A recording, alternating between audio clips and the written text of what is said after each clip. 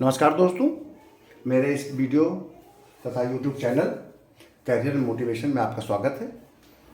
मैंने इससे पहले एक वीडियो बनाया था जिसमें मैंने केंद्र राज्य विधायी एवं प्रशासनिक एवं कार्यपालिका संबंधों पर चर्चा किया था। इस वीडियो में हम केंद्र और राज्य के बीच में वित्तीय संबंधों पर चर्चा करेंगे। वित्तीय संबंधों के बारे में भारत के संविधान के अनुच्छेद 268 से 293 भाग 11 में उल्लेख है।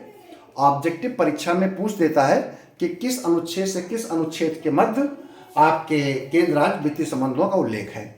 तो अनुच्छेद 268 से 293 और भाग 11 में इसका उल्लेख है।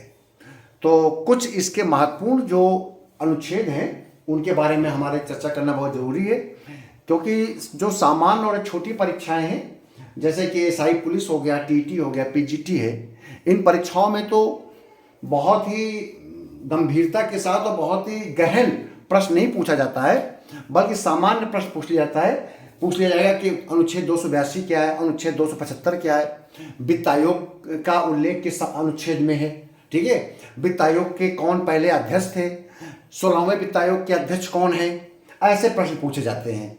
लेकिन यदि आप सिविल सर्विसेज की तैयारी कर रहे हैं, पीसीएस की तैयारी कर रहे हैं और यदि आप मेंस लिख रहे हैं, तब आपको केंद्र राज्य वित्तीय संबंधों की एक अच्छी जानकारी होनी चाहिए। और यह भी जानकारी होनी चाहिए कि केंद्र राज्य के संबंधों में क्या क्या विवाद के विषय हैं और कौन कौन सी कमेटी इन विवादों को सुलझाने के लिए और केंद्र और राज्य के मध्य अच्छे संबंध बनाने के लिए कौन कौन सी कमेटियां अभी तक बनाई गई हैं, ठीक है। क्योंकि हम परिसंघात्मक सहयोग पर विश्वास करते हैं, फेडरल कोऑपरेशन पर विश्वास किया जाता है, और फेडरल कोऑपरेशन उसी दशा में होगा जब केंद्र और राज्य के बीच में अच्छे संबंध होंगे। तो केंद्र राज्य के वित्तीय संबंधों का उल्लेख अनुच्छेद 268 से 293 तक किया गया है। अनुच्छेद 268 एवं 269 में करों को लगाए जाने और संग्रह तथा उपयोग का उल्लेख किया गया है। 268-69 में कहा गया है कि जो कौन कर लगाएगा और उन करों को कौन संग्रह करेगा और उसका उपयोग कौन लाएगा, ठीक है। तो 268-69 में ये है। 269A बहुत इंपॉर्टेंट है, पेपर में पूछा जाएगा और पूछा जा रहा है। आपको पता है कि जीएसटी माल एवं सेवा कर को 1 जुलाई 2017 से लागू किया गया था। प्रश्न पूछेगा कि जीएसटी को कब से लागू किया गया, तो आप रख लीजिए 1 जुलाई 2017। पूछा जाएगा कि जीएसटी किस प्रकार का टैक्स है, तो यह है इनडायरेक्ट टैक्स, अप्रत्यक्ष कर। अगला प्रश्न पूछा जाएगा कि जीएसटी का जो उल्लेख है संविधान में कब किया गया, तो 101वें संविधान संशोधन अधिनियम 2016 द्वारा।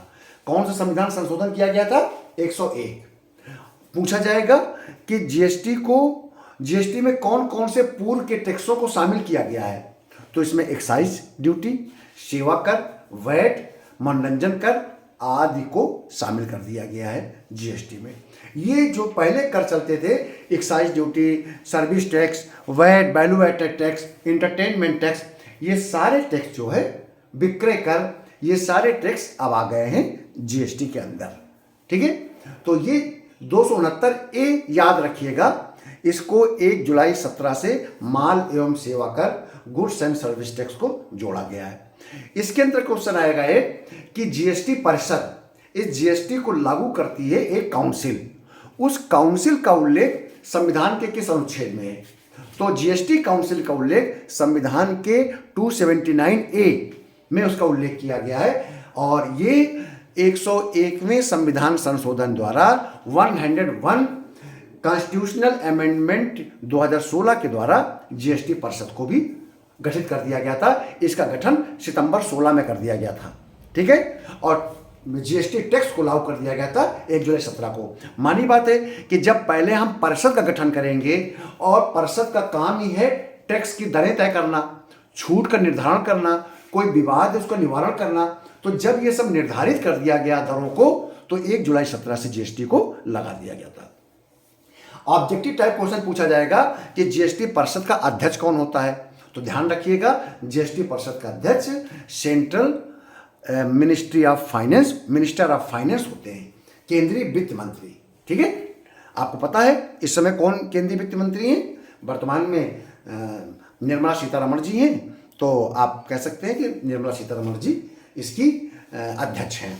और सभी राज्यों के जो वित्त मंत्री होते हैं वो उसके मेंबर होते हैं। ठीक है, प्रश्न आएगा कि जीएसटी में क्या क्या शामिल नहीं है? तो पेट्रोलियम उत्पाद, मादक पेय पदार्थ, बिजली जीएसटी से बाहर है। इनमें जीएसटी नहीं लगती है। बिजली में जीएसटी नहीं लगती है, मादक पेय पदार्थ नहीं लगता है, पेट्रोलियम उत्पाद नहीं लगता है। इनको हमने जीएसटी से बाहर रखा है। अब आता है कि केंद्र राज्य वित्तीय संबंध में दो अनुच्छेद बहुत इंपॉर्टेंट है। एक अनुच्छेद 275 और दूसरा अनुच्छेद 282। यह हमेशा विवाद में रहते हैं।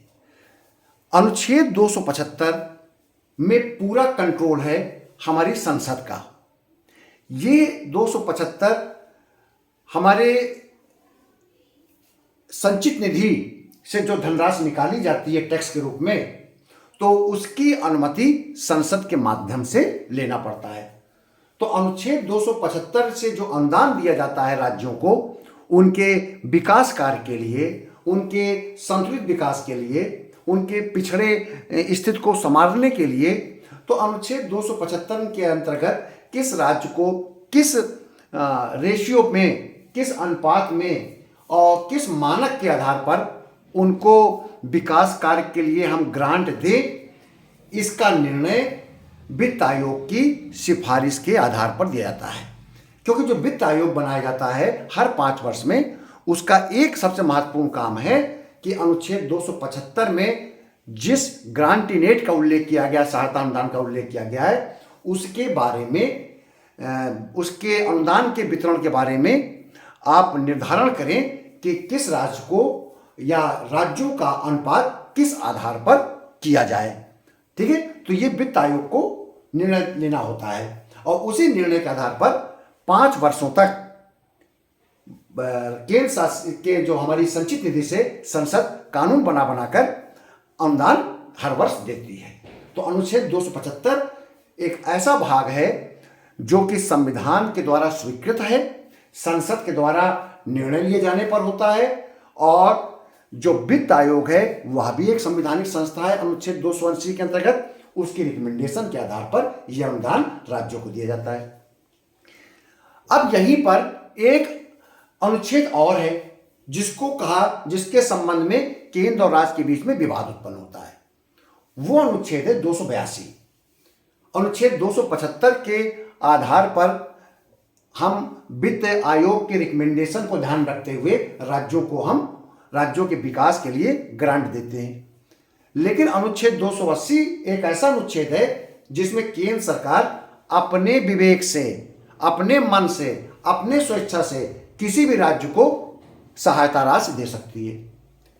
तो ये विवाद आता है अनुच्छेद, और ये धनराशि 275 की तुलना में कहीं अधिक होती है। ये विवाद पहले से, जब योजना आयोग था तब भी ये विवाद उत्पन्न होता था कि योजना आयोग, ये कहा जाता था कि वित्त आयोग जो संवैधानिक संस्था है उसका महत्व कम है, और योजना आयोग जिसका गठन, जिसकी स्थापना कैबिनेट ने केवल एक प्रस्ताव पारित करके कर दिया है, जो संवैधानिक संस्था नहीं है, संविधानेतर है, कार्यकारी संस्था है, एग्जीक्यूटिव वो इंस्टीट्यूशन था योजना आयोग। ऐसे ही नीति आयोग योजना आयोग के स्थान पर बनाया गया है, वह भी एक एग्जीक्यूटिव ऑर्डर के द्वारा, कैबिनेट के एग्जीक्यूटिव ऑर्डर के द्वारा नीति आयोग का भी गठन किया गया है।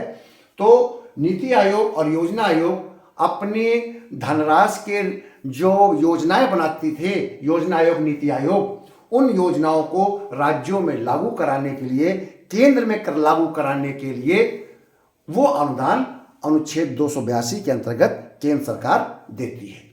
और इस अनुच्छेद 282 के अंतर्गत इस अनुदान देने के लिए संसद के स्वीकृति की जरूरत नहीं है। ठीक है, क्योंकि उनके सुविवेक से, किसी के रिकमेंडेशन की जरूरत नहीं है। वित्त आयोग जो धनराशि देता है या रिकमेंडेशन करता है राज्यों को बंटवारे के लिए, करों के बंटवारे के लिए, कि किस राज्य को कितना कर मिलना चाहिए, उसका कितना अंश होना चाहिए, उसकी जनसंख्या के आधार पर, उसके पिछड़े वर्ग होने के आधार पर, उसके विकास के मानक के आधार पर। ये कई मानक हैं जिन मानकों को ध्यान रखते हुए वित्त आयोग अपनी रिकमेंडेशन देता है राज्यों के लिए कि इन राज्यों को इस अनुपात में करों का बंटवारा किया जाए। लेकिन अनुच्छेद 282 के अंतर्गत कोई संस्था नहीं है जो रिकमेंड करती हो। यह केंद्र सरकार का स्वविवेक है कि अपने केंद्र की योजनाओं को या राज्य की योजनाओं को या राज्य की किसी विषम परिस्थिति को ध्यान में रखते हुए, अकाल है, भूकंप है, बाढ़ है, इसको ध्यान में रखते हुए कोई भी धनराशि सहायता अनुदान के रूप में उस राज्य को दे सकते हैं। तो इसमें इसलिए विवाद उत्पन्न किया जाता है कि हमेशा कहा जाता रहा है, आज से नहीं, स्वतंत्रता के बाद से, कि जिन जिन राज्यों में केंद्र की सरकार जिस दल की है, उसी दल की अगर सरकारें जिन जिन राज्यों में हैं, उन राज्यों को हमेशा अधिक मात्रा में अनुदान दिया जाता है। ये वो राज्य आलोचना करते रहे जो जिन राज्यों की सरकार केंद्र की दलीय सरकार से भिन्न होती थी। ठीक है, तो ये हमेशा अनुच्छेद 282 विवाद में रहता था। अब आते हैं हम वित्त आयोग के बारे में। बहुत इंपॉर्टेंट है, हमेशा पूछा जाता है, क्वेश्चन पूछ देगा कि वित्त आयोग का गठन किस अनुच्छेद में है। तो अनुच्छेद 280 के अंतर्गत वित्त आयोग का गठन है। ठीक है, और हमारे संविधान में लिखा है 280 के सबसेक्शन 1 में, जब संविधान का निर्माण किया गया था तो लिख दिया गया था कि संविधान के प्रारंभ जब होगा तो उसके 2 वर्ष के अंदर और फिर प्रत्येक 5 वर्ष में एक वित्त आयोग का गठन किया जाएगा। यानी कि 26 जनवरी 1950 को जब हमारा संविधान लागू हुआ तो उसी दिन संविधान में लिख दिया गया कि संविधान लागू होने के 2 साल के अंदर एक वित्त आयोग का गठन किया जाएगा। तो पहले वित्त आयोग का गठन 1952 में कर दिया गया था। केसी नियोगी उसके अध्यक्ष थे। पेपर में आ जाएगा कि प्रथम वित्त आयोग के अध्यक्ष कौन थे, केसी नियोगी। ध्यान रहे, पहला पूछता है और लास्ट पूछता है। और इस समय 16वां वित्त आयोग का गठन किया गया है, पूछ देगा 16वें वित्त आयोग का अध्यक्ष कौन है। तो अरविंद पनगड़िया, डॉक्टर अरविंद पनगड़िया 16वें वित्त आयोग के अध्यक्ष हैं, जो पहले नीति आयोग के उपाध्यक्ष होते थे। ठीक है, अब उनको वित्त आयोग का अध्यक्ष बना दिया गया। तो ध्यान रखिएगा, डॉक्टर अरविंद पनगड़िया जो है 16वें वित्त आयोग के अध्यक्ष हैं और पहले वित्त आयोग के अध्यक्ष 1952 में केसी नियोगी बनाए गए थे। तो जैसा संविधान में लिखा गया कि संविधान के प्रारंभ होने के 2 वर्ष के भीतर और फिर हर 5 वर्ष में एक वित्त आयोग गठन किया जाएगा। तो पहला वित्त आयोग 1952 बनाया गया था, उसके पश्चात फिर दूसरा वित्त आयोग 57 में बनाया गया। ऐसे 5-5 वर्ष के अंतराल में वित्त आयोग का गठन किया जाता है। वित्त आयोग 5 साल के लिए अपनी रिकमेंडेशन देता है। और रिकमेंडेशन क्या देगा, जो अभी मैंने बताया अनुच्छेद 275 में जो ग्रांटीनेट का उल्लेख है, सहायता अनुदान का उल्लेख है, तो इसके बारे में रिकमेंडेशन देगा। वो सूत्र बताएगा, फार्मूला बताएगा कि किस फार्मूले से प्रत्येक राज्य को अनुच्छेद 275 के अंतर्गत केंद्र के संचित निधि से अनुदान दिया जाए हर वर्ष। क्योंकि मानी बात है कि अधिकतर जो आमदनी का स्रोत है, आय का स्रोत है, वो केंद्र सरकार के पास है। जो टैक्सेस का स्रोत है वो केंद्र सरकार का है और ये देश राज्यों से मिलकर बना है।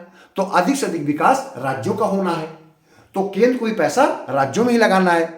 तो जो केंद्र सरकार जो टैक्स लगाती है, जो उसके आय के स्रोत हैं, उस आय के स्रोतों से जो आमदनी होती है, उस आमदनी को किस प्रकार से राज्यों में बंटवारा किया जाए, ये अनुच्छेद 275 के अंतर्गत वित्त आयोग रिकमेंड करती है। और जो वित्त आयोग रिकमेंड करेगा उसे राष्ट्रपति को रिकमेंडेशन दी जाएगी और एक राष्ट्रपति महोदय कार्रवाई के साथ संसद को सूचित करेंगे। संसद को बताया जाएगा कि जो रिकमेंडेशन आई है उसको हम कैसे लागू करने जा रहे हैं। ठीक है, दूसरा काम क्या है वित्त आयोग का। वित्त आयोग संघ एवं राज्यों के मध्य, सेंट्रल एवं स्टेट के मध्य कर से जो शुद्ध आय होती है, शुद्ध आगम, नेट प्रोसीड्स का मतलब है कि जो इनकम है टैक्स से, वो इनकम में जो शुद्ध इनकम मतलब है कि सारे खर्चों को घटाने के बाद जब हम टैक्स को वसूलते हैं तो टैक्स को वसूलने में भी तो हमको पैसा खर्च करना पड़ता है। हमें एम्प्लॉय लगाने पड़ते हैं, ऑफिस बनाने पड़ते हैं, सिस्टम काम करता है, तो उसमें भी खर्चा होता है। तो जितना हम टैक्स से पैसा मिलता है उसमें से उस टैक्स के कलेक्शन में जो पैसा खर्च हो जाता है उसको घटाने के बाद जो धनराशि मिलती है उसको हम बोलते हैं शुद्ध आगम। तो वो जो नेट प्रोसीड्स है शुद्ध आगम है, उसको संघ और राज्यों के बीच में किस अनुपात में बांटा जाए ये वित्त आयोग बताएगा।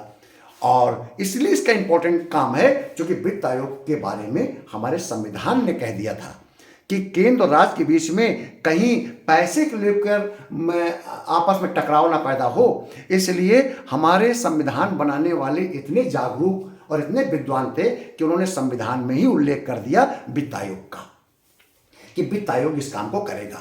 और अनुच्छेद 282 जो किया था, ऐसा नहीं था कि विवाद पैदा करने के लिए उन्होंने अनुच्छेद 282 बनाया।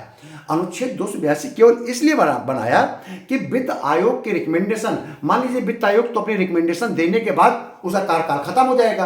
अब 30 नवंबर 2025 को अगले ये वित्त आयोग का कार्यकाल खत्म हो जाएगा और 1 अप्रैल 26 से 31 मार्च 31 तक कोई वित्त आयोग नहीं रहेगा।